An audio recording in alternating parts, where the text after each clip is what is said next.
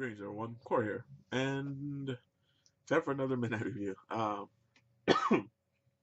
This is probably going to be my most anticipated, maybe even critique review, just because there's a lot of controversy behind it in a way.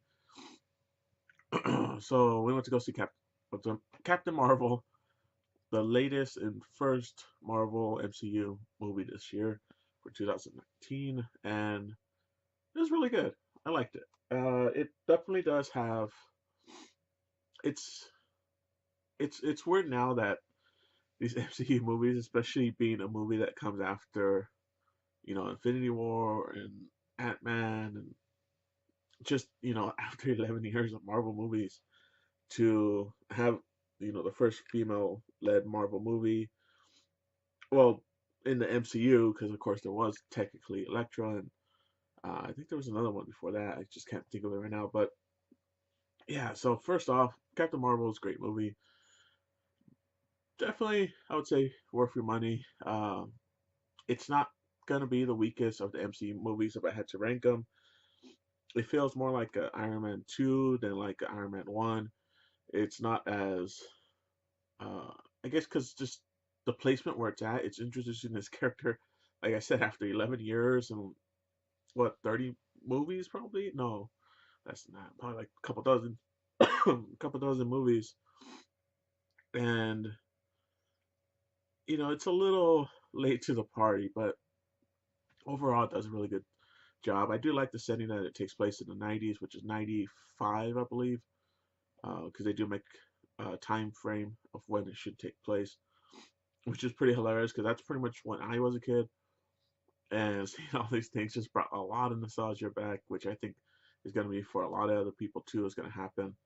Just seeing all these old, um, just businesses and things that we do, and technology especially, just it was a little bit of a trip. But yeah, man, like it was a good movie still nonetheless. It's just like I said, it's not as impactful just because it's not one of the first out there, and it's not, it doesn't go super crazy, kind of like a Wonder Woman movie. Definitely, I would say Wonder Woman is definitely the better movie. I would say for sure compared to Captain Marvel, which I think that's what a lot of people are probably gonna compare it to. It's just the two, big blockbusters from both Marvel and DC.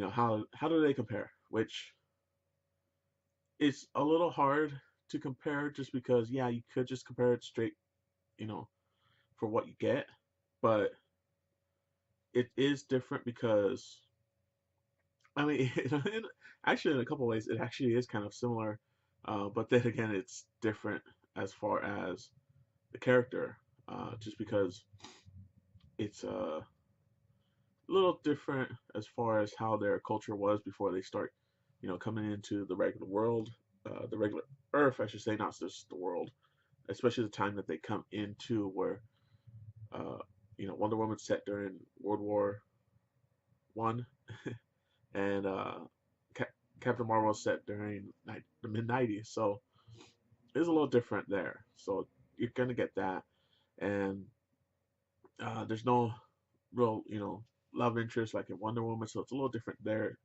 Too, they're both very powerful, both very strong. They both come into their own rights as far as finding out who they are and stuff. So yeah, there are a lot of similarities, but also there's a lot of stuff that's different. And I will say, comparing just what you have and what you're working with, and just overall, if you're gonna compare the movies, Wonder Woman is the better movie for sure. Visually, just the whole, if it was just a standalone movie, it works a lot better. As far as the whole MCU, yeah, of course, the multiple universe movies, Captain Marvel's, of course, is better. But I'm actually looking forward to see what happens with Captain Marvel when she comes into Avengers Endgame, which I think is going to be interesting because in this movie she's more, militaristic. She's definitely not as loose as how she's written in the comics, because of course in the comics she's been around for decades and she's already gotten this personality a lot of people already know about. And then this is her first movie introducing her and setting up her origins, and just it's different. Excuse me. Um, it's definitely not the character a lot of people know her as right now from the comics. So she's got a grow, which I think in Endgame she should fit in pretty well. You definitely get some glimpses of it in this movie. So I'm very hopeful for Endgame. I think she's supposed to play a very big part in it, and you do see that power level here in this movie as far as being a definitely difference maker. I was a little doubtful because they kept saying she's going to be the most powerful Marvel character, Marvel superhero, and you kind of see it. I mean, the next one up was probably, the top two were probably Thor and Hulk, which, I mean, they could be interchanged more or less depending on what you're looking for as far as powerful. But yeah, it's definitely, she's definitely up there now. With the whole movie, how it ends and everything like that. They did change her history, her backstory a little bit, which works actually pretty well. I can't really say I don't like it. I mean, her original backstory and origins were kind of weak as it was. So, I mean, they definitely made some magic here, and it was pretty interesting how they try to think. Try not to give away too much. I don't want to spoil too much, of course, because I do want people to see this. I don't want to give everything away. I may make a spoiler Sunday spoils video, which I haven't done for a while, just talking about everything that happens to spoil the movie. But this I'm trying to keep to a minimum of non spoilers, and it's a little hard to really dissect this movie. I guess my other review, I'm gonna have to do a spoiler review. It's gonna be a lot more in depth.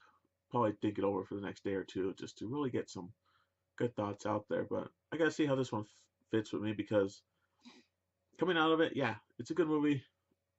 Worth your dollar, I would say. I feel like maybe IMAX might have been a little bit better choice than the Dolby Cinema. Just I don't know.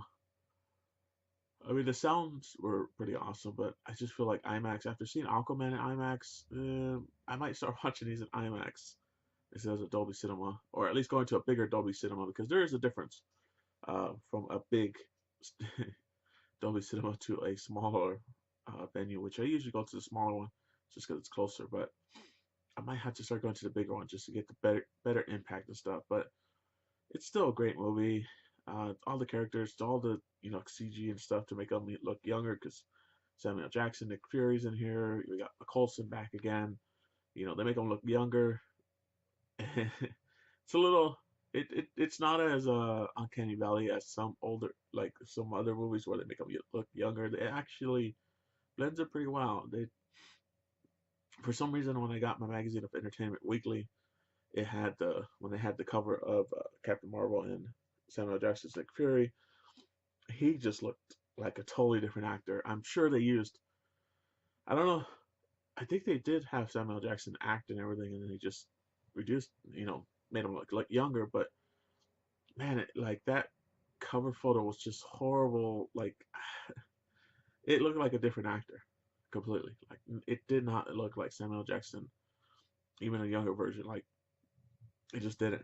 It did not look like a Pulp Fiction Sam Jackson, which that's roughly about when this time frame takes place. So it, didn't like it.